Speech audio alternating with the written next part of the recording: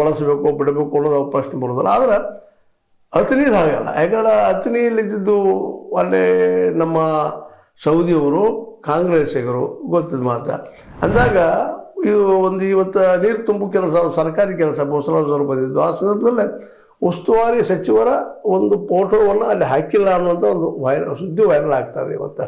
ಅಂದ್ರೆ ಒಂದು ರೀತಿಯಿಂದ ಇದು ಏನಪ್ಪ ಅಂದ್ರೆ ಜಾರಕಿಹೊಳಿ ವರ್ಸಸ್ ಸೌದಿ ಆಯಿಲ್ ಕತ್ತಿಯನ್ನು ತೋರಿಸ್ಕೊಳ್ಳುವಂಥ ಒಂದು ಕಾರ್ಯಕ್ರಮ ಆಗಿದ್ದೀನೋ ಅಂತ. ಯಾಕೆ ಇದುವರೆಗೆ ಹೆಚ್ಚು ಕಡಿಮೆ ನಮ್ಮ ಸತೀಶ್ ಅವರು ಸಹಿತ ಸೌದಿ ಅವರ ವಿರೋಧವಾಗಿ ಅನೇಕ ಕೆಲಸಗಳನ್ನ ಮಾಡ್ಬೋದು ಬಂದಿದ್ದು, ಏನೇನು ಆಗಿದ್ದು ನೋಡ್ತಾ ಇದ್ವಿ ನಾವು. ಆದಷ್ಟು ನಿಷ್ಠ ಆಗದೆ ನೋಡ್ಕೊಳ್ಳುವಂತ ಹೋಗ್ತಾ ಇರುವಂಥದ್ದು ಇವೆಲ್ಲ ಮಾತುಗಳು ಸಾಮಾನ್ಯವಾಗಿ ಕೇಳಿ ಬರ್ತಾ ಇದ್ದಾವೆ. ಇಂಥ ಸಂದರ್ಭದಲ್ಲಿ ಮೊನ್ನೆ ದಿನ ಘಟನೆ ಆಯಿತು DCC ಬ್ಯಾಂಕಿನ ಆ ಯೂನಿಯನ್ ಅಧ್ಯಕ್ಷನ ಕುರಿತಾಗಿ.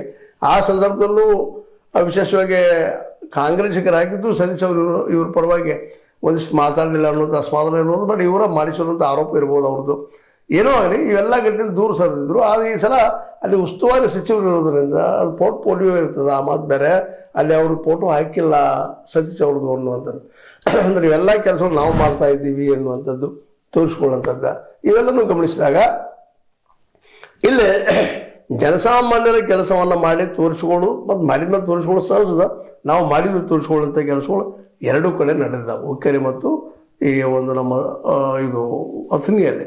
ಈ ಎರಡೂ ಕೆಲಸಗಳಿಂದಾಗಿ ಸಹಜವಾಗಿಯೂ ಇದೇ ಒಂದು ಕಾಲಕ್ಕನ ಈ ಒಂದು ನಮ್ಮ ಏನಪ್ಪ ಅಂತಂದ್ರೆ ಸತೀಶ್ ಅವರು ಸಹಿತ ಒಂದು ಇವತ್ತು ತಮ್ಮನ್ನು ಕೆಲವು ಕಾರ್ಯಕ್ರಮ ಹಾಕ್ಕೊಳ್ತಾ ಇದ್ದಾರೆ. ಆದರೆ ಈ ಇಬ್ಬರು ಇವತ್ತೇನಪ್ಪ ಅಂತಂದ್ರೆ ಒಂದು ರೀತಿ ಸತೀಶ್ ಅವರ ಈ ಒಂದು ಏಳಿಗೆ ಅಂತಿರೋ ಅಥವಾ ಪ್ರಭಾವಕ್ಕೆ ಅಂತಿರೋ ಮತ್ತೇನಂಗೆ ಅಂತಿರೋ ನಿಮಗೆ ಬಿಟ್ಟಂಥದ್ದು ಅದಕ್ಕೆ ನಾವು ವಿರೋಧ ಇದ್ದೀವಿ ಅನ್ನೋ ತೋರಿಸ್ಕೊಳ್ಳೋ ಪ್ರಯತ್ನ ಮಾಡ್ತಾ ಇದ್ದಾರೆ ಅಂತ ಹೇಳಿದರೆ. ಈಗ ರಚನೆಗಳಂಥ ಒಂದು ಈ ಕಾರ್ಯಕ್ರಮ ದೊಡ್ಡ ಕಾರ್ಯಕ್ರಮದಲ್ಲೇ ನೀರಾವರಿಯ ಕಾರ್ಯಕ್ರಮದಲ್ಲೇ ಬೋಸರಾಜು ಅವರು ಬಂದಾಗ ಉಸ್ತುವಾರಿ ಅವರು